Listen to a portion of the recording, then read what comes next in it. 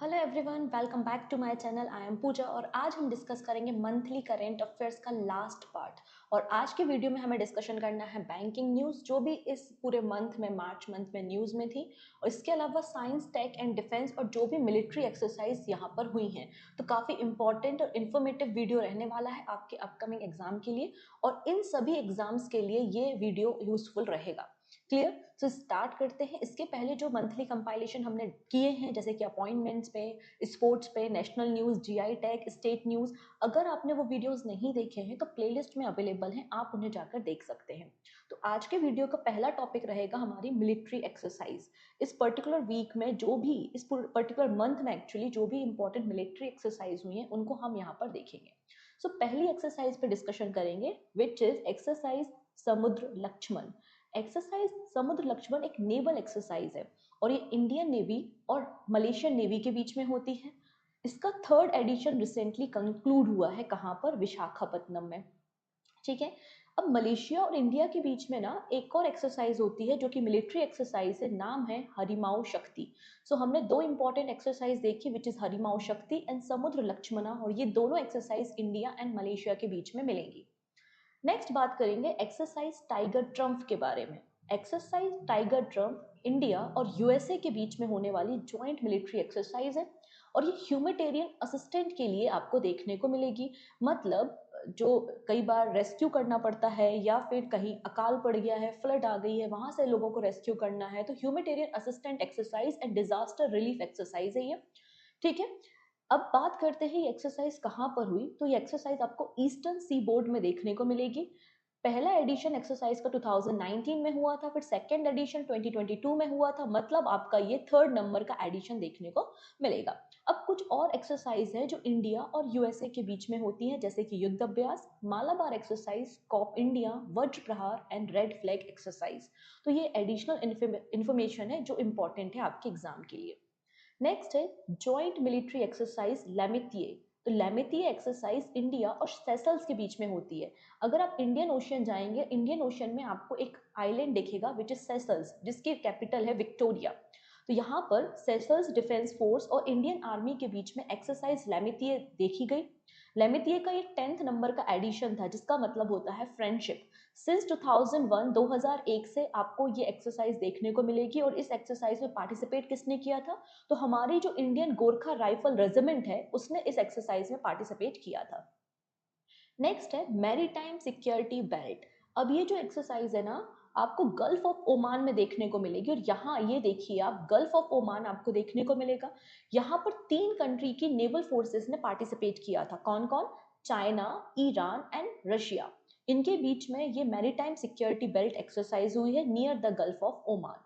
क्यों हुई है? मैरीटाइम सिक्योरिटी के लिए। और इस एरिया में आपको पता है काफी टेंशन चल रहा है।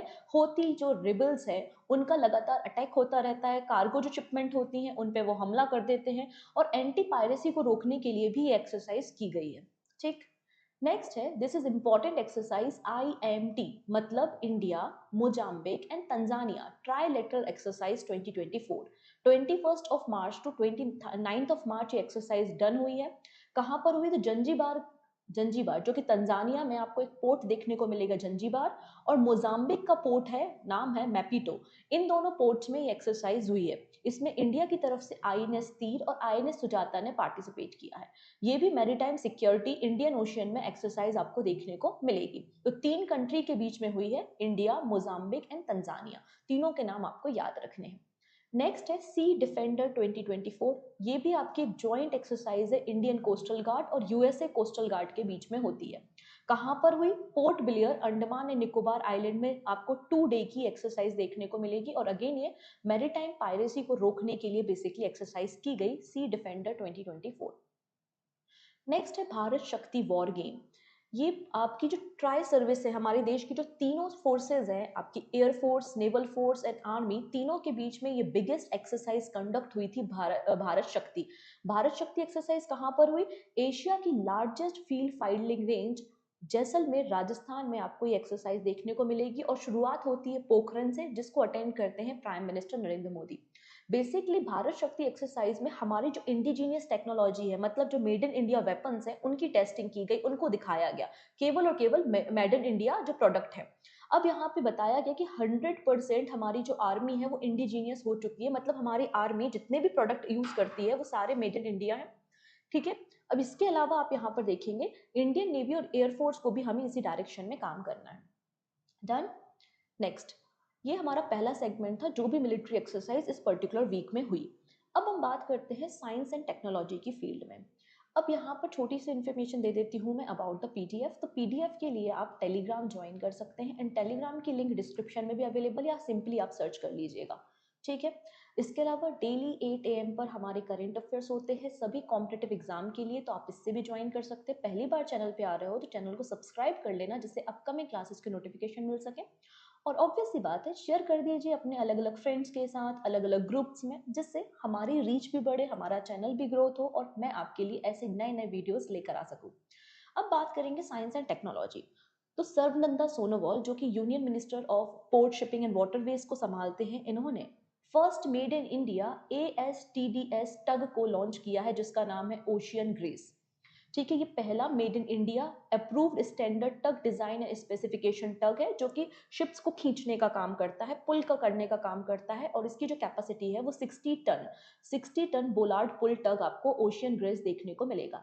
इसे रेडी किसने किया है? तो कोचीन शिपयार्ड लिमिटेड ने इसको रेडी किया है, कंस्ट्रक्ट किया है, और टोटल कॉस्टिंग आई है 45 करोड़ रुपीज।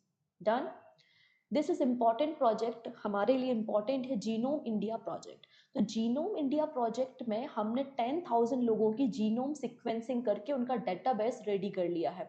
ठीक है, जो हमारे देश के जो हेल्दी पर्सन है, अलग अलग एथिक्स कम्युनिटी, अलग अलग ट्राइबल कम्युनिटी से बिलोंग करते हैं, उन सब लोगों की 10,000 लोगों की जीनोम सिक्वेंसिंग हमने की है और एक जेनेटिक मैप हमने तैयार किया है। इस प्रोजेक्ट को 2020 में लॉन्च किया गया था by the department of biotechnology, ministry of science and technology. अभी जो डेटा हमने बनाया है इसे स्टोर कहाँ किया है? तो Indian biological data centre Faridabad Haryana में हमने इसे स्टोर किया है। डन। इसका एप्लीकेशन क्या होगा? आने वाले समय में कोई मेडिकल ट्रायल करना है, वैक्सीनेशन की टेस्टिंग करना है, किसी नए स्ट्रेंड का पता लगाना है, किसी वायरस के म्यूटेशन के बारे में पता लगाना है कि किस जीन्स पे किस तरीके से असर करता है, तो उसमें ये मदद करेगा। नेक्स्ट है India's in space inaugurate satellite and payload technical centre in Ahmedabad. तो हमारे जो सैटेलाइट होते हैं और पेलोड जो होते हैं उनकी टेस्टिंग करने के लिए एक टेक्निकल सेंटर रेडी किया गया है अहमदाबाद में। किसने रेडी किया है? इन स्पेस ने किया है। इन स्पेस का मतलब Indian national space promotion and authorisation centre होता है, जिसका हेड ऑफिस आपको अहमदाबाद में ही देखने को मिलेगा। बेसिकली ये डिपार्टमेंट ऑफ स्पेस की एक नोडल एजेंसी है। ये क्या करती है? इसरो के बिहाफ में इसरो के प्रोडक्ट को प्रमोट करती है, और अगर कोई प्राइवेट सेक्टर है इसरो की एसेसरीज, इसरो के लॉन्च पैड या व्हीकल्स को इस्तेमाल करना चाहता है तो उनके लिए भी बिजनेस या फिर ट्रेडिंग या कह सकते हो नेगोशिएशन करने का काम करती है। ठीक है, नेक्स्ट है India's first indigenous prototype fast breeder reactor एलकटपल्कम तमिलनाडु। तो इंडिया का पहला indigenously prototype fast breeder reactor Kalpakkam Tamil Nadu में इसके सेकेंड फेज को टेस्ट किया गया है, और इसमें प्रेजेंट है हमारी कंट्री के प्राइम मिनिस्टर। एक्चुअली मैं आपको बताना चाहती हूँ, पहली चीज तो ये प्रोटोटाइप है, मतलब इसकी टेस्टिंग चल रही है, 3 फेज में इसकी टेस्टिंग होनी है। ठीक है, सेकेंड फेज में हमें क्या करना था? जो कोर था ना, कोर को लोड करना था, तो यहाँ पे कोर की लोडिंग कर दी गई है सेकेंड फेज में। कहाँ पे? कलपक्कम तमिलनाडु में। क्लियर। अब यहाँ पर ये जो प्रोजेक्ट है, मतलब ये जो प्रोटोटाइप रेडी किया है, ये 2003 में गवर्नमेंट ऑफ इंडिया ने एक बॉडी या एक ऑर्गेनाइजेशन को बिल्ड किया था जिसका नाम है भवीनी, मतलब भारतीय नाभिकीय विद्युत निगम लिमिटेड, और इन्होंने ही इस प्रोटोटाइप को कंस्ट्रक्ट किया है। अभी हम प्रोटोटाइप पे काम कर रहे हैं, प्रॉपर टेस्टिंग होने के बाद जब हम कमर्शियल ऑपरेशन शुरू करेंगे तो हम वर्ल्ड की सेकेंड नंबर की कंट्री बन जाएंगे जो कि फास्ट ब्रीडर रिएक्टर को कमर्शियली इस्तेमाल कर रहा है आफ्टर रशिया। क्लियर है? तो याद रखेंगे कहां पर है ये फास्ट ब्रीडर रिएक्टर जो कि इंडिया का पहला मेड इन इंडिया है। आंसर हो जाएगा कलपक्कम तमिलनाडु में। ठीक है, इसकी कैपेसिटी देखोगे तो 500 मेगावाट इलेक्ट्रिक आपको मिलेगी, और इसमें हमने जो फ्यूल इस्तेमाल किया है वो यूरेनियम प्लूटोनियम मिक्स्ड ऑक्साइड है। यूरेनियम प्लूटोनियम मिक्स्ड ऑक्साइड आपको फ्यूल मिलेगा, और जब यहाँ पे न्यूक्लियर रिएक्शन होती है तो काफी एनर्जी जनरेट होती है, तो हमें कूलेंट की रिक्वायरमेंट होती है, तो हमने यहाँ पे लिक्विड सोडियम का इस्तेमाल किया है as a coolant. Clear. Next है पोएम 3। पोएम का फुल फॉर्म क्या है? PSLV ऑर्बिटल एक्सपेरिमेंटल मॉड्यूल है। ठीक है, इसे किसने लॉन्च किया था? तो आंसर हो जाएगा इसे इसरो ने लॉन्च किया था, मतलब इंडियन स्पेस रिसर्च ऑर्गेनाइजेशन ने। अभी न्यूज़ में क्यों है? क्योंकि हमने एक अचीवमेंट किया है। हमने पीएसएलवी ऑर्बिटल एक्सपेरिमेंटल मॉड्यूल 3 की री एंट्री कराई है अर्थ एटमॉस्फेयर में।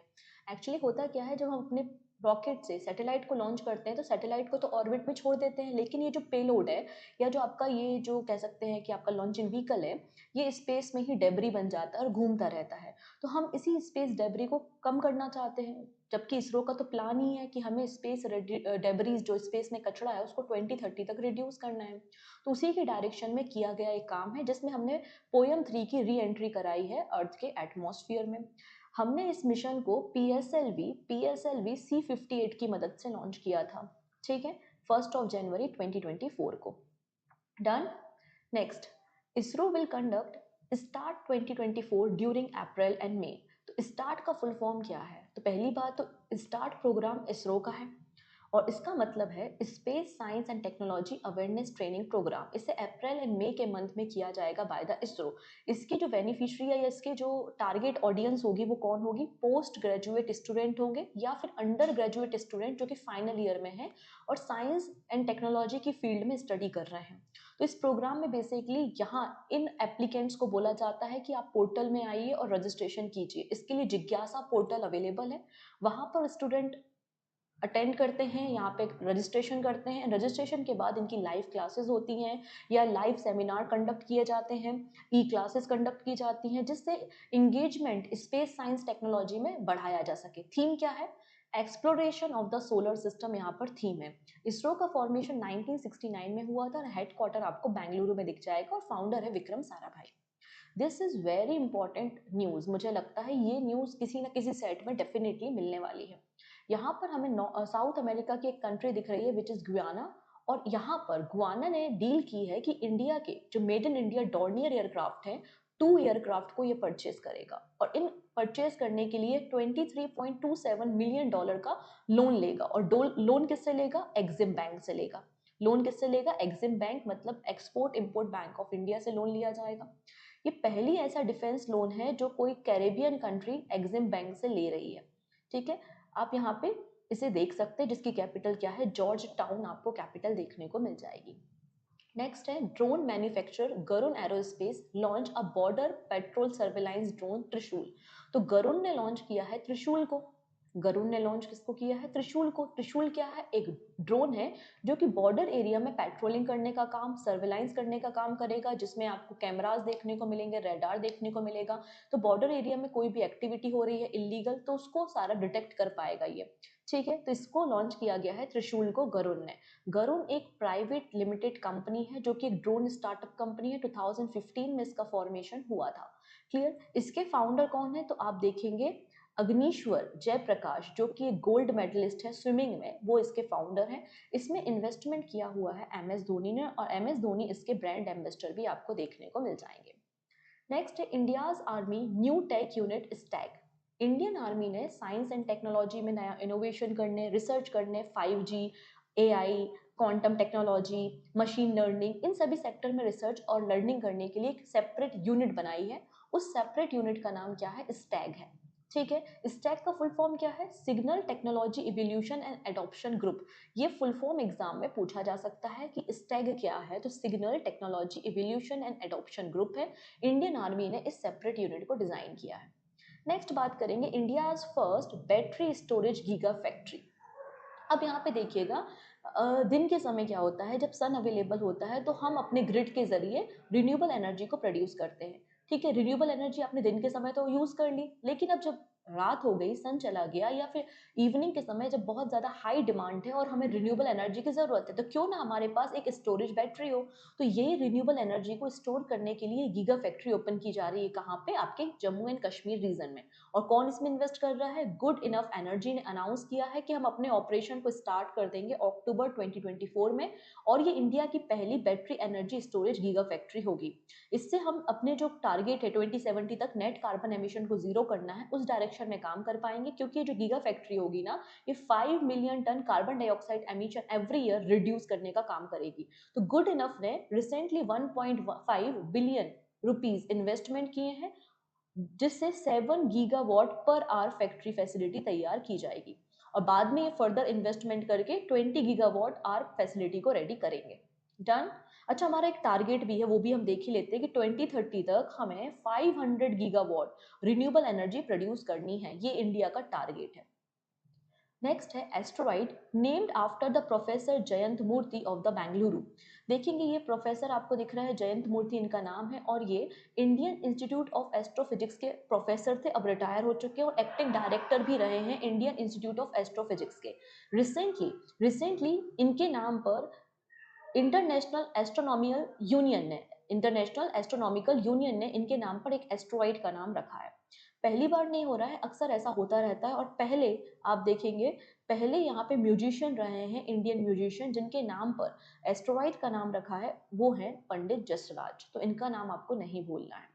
नेक्स्ट है मीथेन सेट। तो मीथेन सेट सैटेलाइट को रिसेंटली लॉन्च किया गया था स्पेस एक्स के फाल्कन 9 रॉकेट की मदद से कैलिफोर्निया में। ये मीथेन सेट क्या करेगा, बेसिकली ट्रैक करेगा किस एरिया से सबसे ज़्यादा, किस इंडस्ट्री से सबसे ज़्यादा मीथेन गैस रिलीज हो रही है। मीथेन गैस इमिशन के लिए एक स्केलिंग करने का काम करेगा। अब इसे तैयार किसने किया है, तो यहाँ पर आप देखेंगे Environment Defense Fund, US based एक non profit environmental advocacy group है, उन्होंने मीथेन सेट को रेडी किया है। ठीक है, with the collaboration of Harvard university. ठीक है, इसके अलावा न्यूजीलैंड की स्पेस एजेंसी ने भी इसमें काम किया है। ये एक दिन में 15 टाइम्स अर्थ के चक्कर लगा सकती है और यहाँ पे ये बताएगी कि कहाँ पर किस सेक्टर में सबसे ज़्यादा मीथेन गैस एमिट हो रही है और इसे रियल टाइम में फोरकास्ट भी किया जाएगा, इसकी एक्चुअल डेटा रिवील भी की जाएगी पब्लिक डोमेन में। नेक्स्ट है indigenous drug for sickle cell disease developed. तो यहाँ पर for the first time India ने एक बहुत ही शानदार इनिशिएटिव लिया है, सिकल सेल डिसीज के लिए भारत में निर्मित ड्रग रेडी किया है। अभी जो सिकल सेल डिसीज के लिए ड्रग अवेलेबल है उसकी कॉस्टिंग काफ़ी ज़्यादा है, तो यहाँ पे अफोर्डेबल रेट में जिसकी कॉस्टिंग केवल 600 रुपीज़ होगी, यहाँ पर एक ड्रग रेडी किया है। ड्रग किसने रेडी किया है, एक फार्मास्यूटिकल मैन्युफैक्चरर है जिनका नाम है अकुम्स, उन्होंने इस ड्रग को रेडी करने का काम किया है। क्योंकि गवर्नमेंट ऑफ इंडिया का अगेन एक टारगेट है कि 2047 तक सिकल सेल एनीमिया को कंट्री से एलिमिनेट करना है। नेक्स्ट है Indian army induct first Apache 451 aviation squadron. देखिएगा, हमने यहाँ पर एक डील की थी 2020 में, फरवरी 2020 में हमने $800 मिलियन की एक डील की थी बोइंग के साथ और कहा था कि हम 6 अपाचे हेलीकॉप्टर इंडियन आर्मी के लिए परचेस करेंगे। इसके अलावा हम परचेस तो करेंगे ही, आप 6 पायलट को और 24 टेक्नीशियन को ट्रेनिंग भी करोगे। ठीक है, ये डील हमारी साइन हुई थी। तो यहाँ पर ये जो 6 स्क्वाड्रन हमारे अपाचे हेलीकॉप्टर हैं ये आ गए हैं।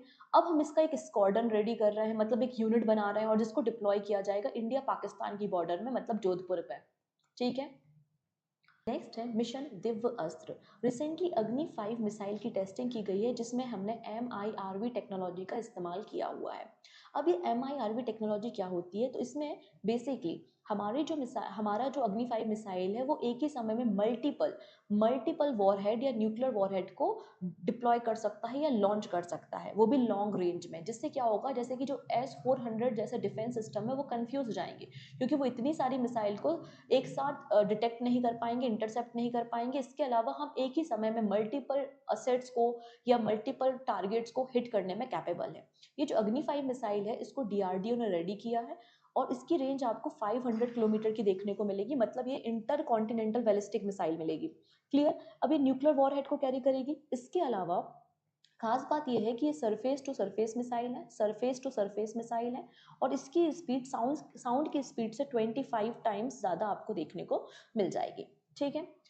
अब यहाँ पे टेक्नोलॉजी जो हमने बात की है, बहुत ही लिमिटेड कंट्रीज है जिनके पास MIRV टेक्नोलॉजीज है, जैसे कि USA, Russia, China, France, UK etcetera. जान। नेक्स्ट है सखी ऐप। तो recently Vikram Sarabhai space centre ISRO ने एक एप्लीकेशन लॉन्च की है जिसका नाम है सखी ऐप। अब सखी ऐप क्या करेगा, तो बेसिकली हम जो गगनयान मिशन लॉन्च करने वाले हैं जिसमें अपने क्रू मेंबर्स को हम स्पेस में भेजेंगे। अब स्पेस में तो उनको भेज दिया, अब उनको बेस स्टेशन के साथ कम्युनिकेट करना है या उनके हेल्थ चेकअप करना है, न्यूट्रिशनल वैल्यू सही है कि नहीं, वो सही तरीके से हाइड्रेटेड है कि नहीं, डिहाइड्रेशन तो नहीं हो रहा। तो उनकी हेल्थ को मेंटेन करने, कम्युनिकेशन करने के लिए और डायरेक्टली बेस से कनेक्ट करने के लिए एक एप्लीकेशन लॉन्च किया है जिसका नाम है सखी। गगनयान मिशन को हम 2025 तक लॉन्च करने वाले हैं। नेक्स्ट है पुष्पक। पुष्पक क्या है? एक रियूजेबल लॉन्च व्हीकल है, ठीक है। मतलब हम सम टाइम क्या करते हैं, अपने रॉकेट्स को लॉन्च करते हैं और वो तो स्पेस में रह जाते हैं, अगला सैटेलाइट लॉन्च करने के लिए हमें फिर से एक रॉकेट डिजाइन करना पड़ता है।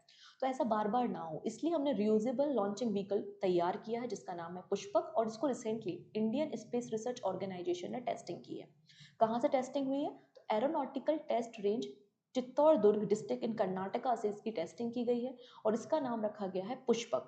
और ये थर्ड नंबर का ये मिशन आपको, मतलब थर्ड टाइम इसकी टेस्टिंग की गई है। पहली टेस्टिंग 2016 में की गई थी। इससे हमने क्या किया, हेलीकॉप्टर से हम इसको 4.5 किलोमीटर की हाइट पर लेकर वहां से जाके इसे ड्रॉप कर दिया।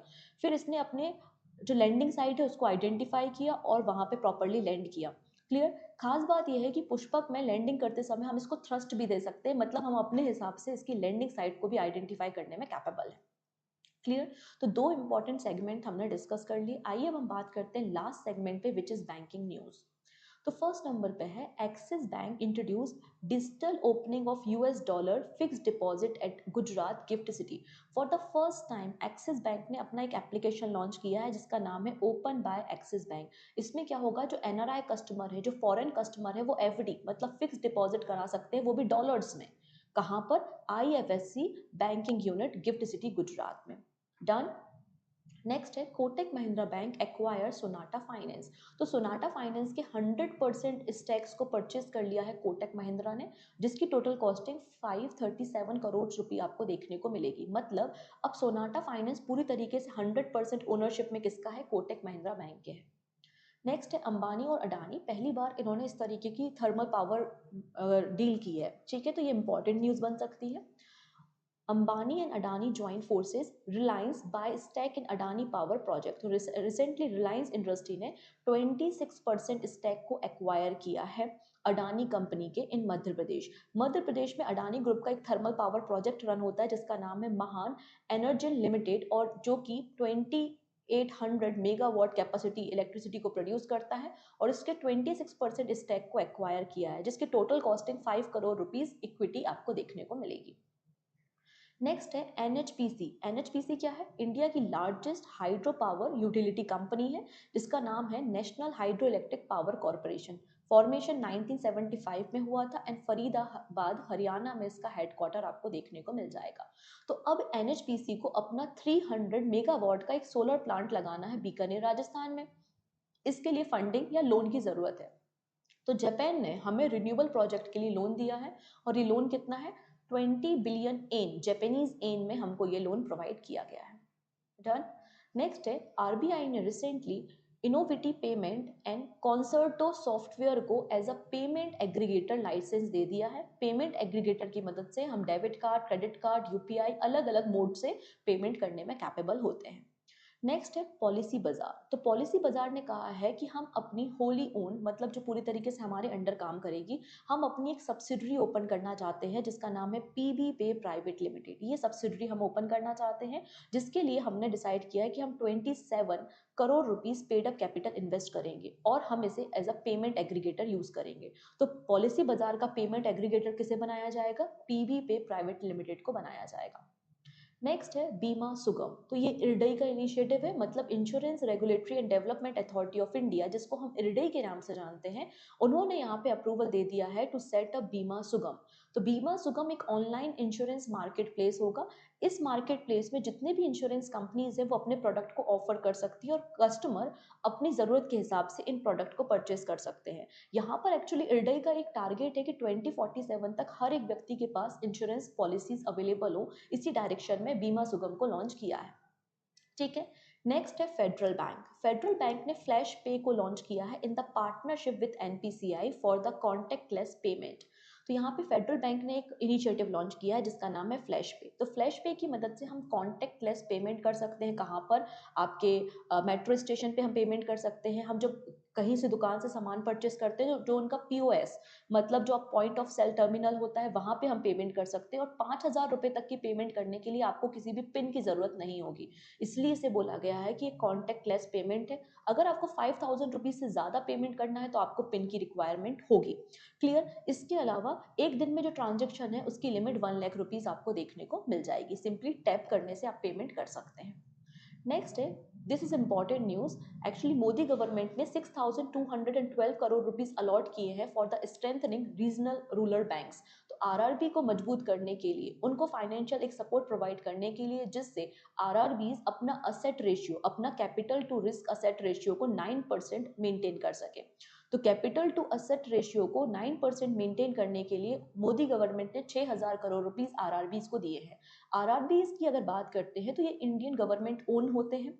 जनरली आपको रूरल एरियाज में देखने को मिलेंगे और फॉर्मेशन 1975 में हुआ था। पहला आरआरबी प्रथम बैंक था, प्रथम ग्रामीण बैंक पहला आरआरबी था। आरआरबी को फॉर्म करने के लिए हमारी कंट्री में एक कमेटी बनाई गई थी जिसका नाम है नरसिम्हन कमेटी। प्रेजेंटली हमारे देश में 43 आरआरबीज है। अब जो आरआरबीज होते हैं ना, इनके लिए एक स्पॉन्सर्ड बैंक होते हैं। तो हमारी कंट्री के 12 कमर्शियल स्पॉन्सर्ड बैंक आरआरबी को स्पॉन्सर कर रहा है, कमर्शियल बैंक इन्हें स्पॉन्सर कर रहा है। अभी जो आरआरबीज होते हैं, अगर इनकी शेयर की या ओनरशिप की बात करें तो 50% शेयर सेंट्रल गवर्नमेंट के होते हैं, 35% शेयर आपके स्पॉन्सर्ड बैंक के होते हैं और रिमेनिंग 15% शेयर आपको स्टेट गवर्नमेंट के देखने को मिल जाएंगे। तो सेंट्रल गवर्नमेंट, फिर स्पॉन्सर्ड बैंक और स्टेट गवर्नमेंट के शेयर्स आपको आरआरबीज में मिलेंगे। नेक्स्ट है credit assistant programme for Jan Aushadhi केंद्र। तो जन औषधि केंद्र क्या होते हैं? वो स्टोर्स जहां पे जेनेरिक मेडिसिन बहुत ही कम दामों में मिलती हैं। ठीक है, तो यहाँ पर small industrial development bank of India SIDBI, इसके अलावा pharmaceutical and medical device bureau of India के बीच में 2 एग्रीमेंट साइन हुए हैं। क्या है वो एग्रीमेंट? पहला एग्रीमेंट कहता है कि अगर किसी व्यक्ति को अपना एक जन औषधि केंद्र या स्टोर ओपन करना है तो उसके लिए हम आपको लोन प्रोवाइड करेंगे। ठीक है, 3 सालों के लिए, 3 साल के बाद आपको इसे रीपेमेंट करना पड़ेगा। ठीक है, इसमें आपका रेंटल डिपॉजिट कवर होगा, आपकी इलेक्ट्रिसिटी, आप अगर एसी लगाते हैं तो वो कवर होगा। ठीक है, ये सारी चीजें इसमें कवर होंगी। सेकंड बोला गया है कि ऑलरेडी एग्जिस्टिंग स्टोर है, आप उसको रिवाइज करना चाहते हैं और अच्छा बनाना चाहते हैं, या फिर आपको मेडिसिन की जरूरत है अपने स्टॉक को फुलफिल करने के लिए, तो भी हम आपको लोन प्रोवाइड करेंगे। ये बात यहाँ पर कही गई है। तो 2 कैटेगरी है। पहला है, अगर आपको नया स्टोर ओपन करना है तो आपको 5 लाख रुपए या फिर 80% जो आपकी कॉस्ट आ रही है प्रोजेक्ट की, उतना आपको यहाँ पे लोन दिया जाएगा, जिसका टेन्योर 3 साल है। सेकंड है वर्किंग कैपिटल असिस्टेंट, मतलब आपको अपनी मेडिकल स्टोर में जो स्टॉक है उसको परचेस करने के लिए बेसिकली 2 लाख रुपए तक का लोन दिया जाएगा, जिसकी लिमिट कितनी होगी? 60 डेज आपको रिफंड करने की पॉलिसी होगी। खास बात यह है कि कोई भी कोलेट्रल सिक्योरिटी की रिक्वायरमेंट नहीं है, थर्ड पार्टी गारंटी की रिक्वायरमेंट नहीं है कि किसी तीसरे व्यक्ति की आपकी परमिशन लगे, और यहाँ पे जो मैंडेटरी है वो है उद्यम पोर्टल में आपका रजिस्ट्रेशन होना जरूरी है। क्लियर है? पीएम जन औषधि केंद्र को हमने 2015 में लॉन्च किया था। नेक्स्ट है जीएसटी। देखिएगा, डायरेक्ट कलेक्शन की बात हो रही है, डायरेक्ट टैक्स की बात हो रही है। जीएसटी तो इनडायरेक्ट टैक्स होता है, अभी हम बात कर रहे हैं डायरेक्ट टैक्स के बारे में। फाइनेंशियल ईयर एंड हुआ है, तो एंड होने पे हमने कितना डायरेक्ट टैक्स कलेक्ट किया है, कितना नेट कलेक्शन हुआ है, तो उसका डेटा हमेशा गवर्नमेंट पब्लिश करती है। तो इन्होंने यहाँ पे बताया है कि हमारा जो ग्रॉस डायरेक्ट टैक्स कलेक्शन हुआ है फाइनेंशियल ईयर 23-24 में, प्रीवियस ईयर के कंपैरिजन में ये 18.74% ज़्यादा है। नेट कलेक्शन की बात हुई है कि जो नेट डायरेक्ट कलेक्शन है वो भी हमारा 19.88% ज़्यादा है। तो 2023-24 में हमारा नेट कलेक्शन कितना हुआ है? तो 18,090 crore rupees, sorry 18,90,000 crore rupees आपका यहाँ पे टैक्स कलेक्शन हुआ है। तो आप इसको ओवरऑल 19 लाख करोड़ याद रख सकते हैं, कितना हमारा नेट डायरेक्ट टैक्स कलेक्शन हुआ है in this particular financial year 23-24, जो कि ग्रोथ हुई है 19.88%। अब कुछ लोग होते हैं कि मार्च मंथ का वेट करते हैं, फाइनेंशियल ईयर एंड होने पे अपना टैक्स पे करते हैं। सम टाइम कुछ लोग एडिशनली या एडवांस में ही टैक्स को पे कर देते हैं। तो यहाँ पे एडवांस टैक्स कलेक्शन की भी बात की है कि जो इंक्रीज हुआ है 22.31%, और टोटल एडवांस टैक्स कलेक्शन हमारा 3 लाख करोड़ आपको देखने को मिल जाएगा। ठीक, नेक्स्ट है Asian development bank to provide $23 million loan for the fintech sector. हमारे देश में फिनटेक इंडस्ट्री को ग्रोथ करने के लिए $23 मिलियन का लोन एशियन डेवलपमेंट बैंक ने दिया है। किसे दिया है? To set up international fintech institute Gujarat. Gujarat की गिफ्ट सिटी में इंटरनेशनल फिनटेक इंस्टीट्यूट को सेटअप करने के लिए। ठीक है, The International FinTech Institute will be set up in the partnership with globally reputed institute and university की मदद से इसको सेटअप किया जाएगा। और यहाँ पे बेसिकली जो मैंडेटरी फिनटेक ट्रेनिंग प्रोग्राम है यहाँ पे रन किए जाएंगे, वो भी इंटरनेशनल लेवल को या स्टैंडर्ड को ध्यान में रखते हुए। कहाँ? गिफ्ट सिटी गुजरात में। नेक्स्ट है डोमेस्टिक सिस्टमेटिकली इम्पोर्टेंस इंश्योर। देखिएगा, हमारे देश में कुछ बैंक्स है, फॉर एग्जाम्पल एक बैंक है एसबीआई। ठीक है। अगर एसबीआई कोलैप्स हो गया तो इससे हमारी इंडिया की इकोनॉमी पे असर पड़ेगा, आंसर है यस। तो ऐसे बैंक्स जो कि बहुत इंपॉर्टेंट होते हैं और उनके कोलैप्स होने से इंडिया की इकोनॉमी पे असर होता है, तो ऐसे बैंक्स को हम डोमेस्टिक सिस्टमेटिकली इंपॉर्टेंट बैंक्स कहते हैं। सिमिलर हमारे देश में कुछ ऐसी इंश्योरेंस फर्म भी हैं, अगर वो कोलैप्स हो जाती हैं, अगर उनको लॉसेस होते हैं तो उससे इम्पैक्ट हमारी इंडिया की इकोनॉमी पे पड़ता है। तो ऐसे इंश्योरेंस कंपनीज को हम डोमेस्टिक सिस्टमेटिकली इंपॉर्टेंट इंश्योरर्स के नाम से जानते हैं। रिसेंटली इरडई ने 3 ऐसी इंश्योरेंस फर्म को ऐड किया है। कौन कौन सी हैं? New India assurance company limited, फिर LIC life insurance corporation of India, and third one is general insurance corporation of India. यहाँ पे 3 इंपॉर्टेंट आपको फर्म्स देखने को मिल जाएंगी। This is important actually. Awana sustainability fund, Awana sustainability fund किसका है? तो ये फंड आपको मिलेगा, ये फंड है सिडबी का। ठीक है, सिडबी ने इस फंड को रेडी किया है, $120 मिलियन के वेंचर कैपिटल फंड है बेसिकली, जिसमें कई सारे इन्वेस्टर का फंड यहाँ पर है।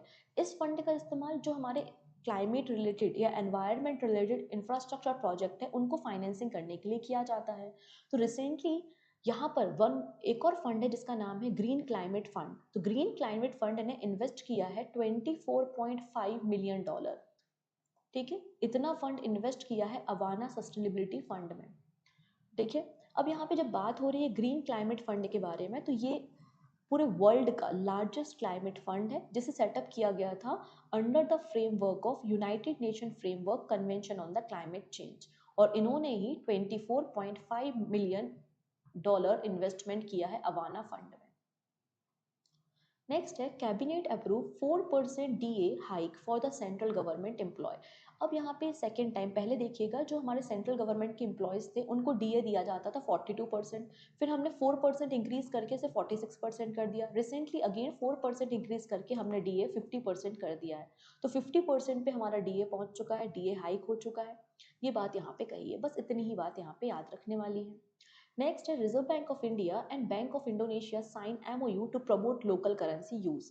यहाँ पे देखिए इंडोनेशिया और इंडिया के बीच की जो भी ट्रेडिंग होती है, तो क्यों ना हम डॉलर की जगह अपनी लोकल करेंसी में ट्रेडिंग करें। इससे क्या होगा, लोकल करेंसी में जब आप ट्रेडिंग करते हैं तो हमें एक तो सेम डे पे सेटलमेंट हो जाता है, ट्रांजेक्शन करने में आसानी होती है और करेंसी कन्वर्जन भी नहीं करना होता।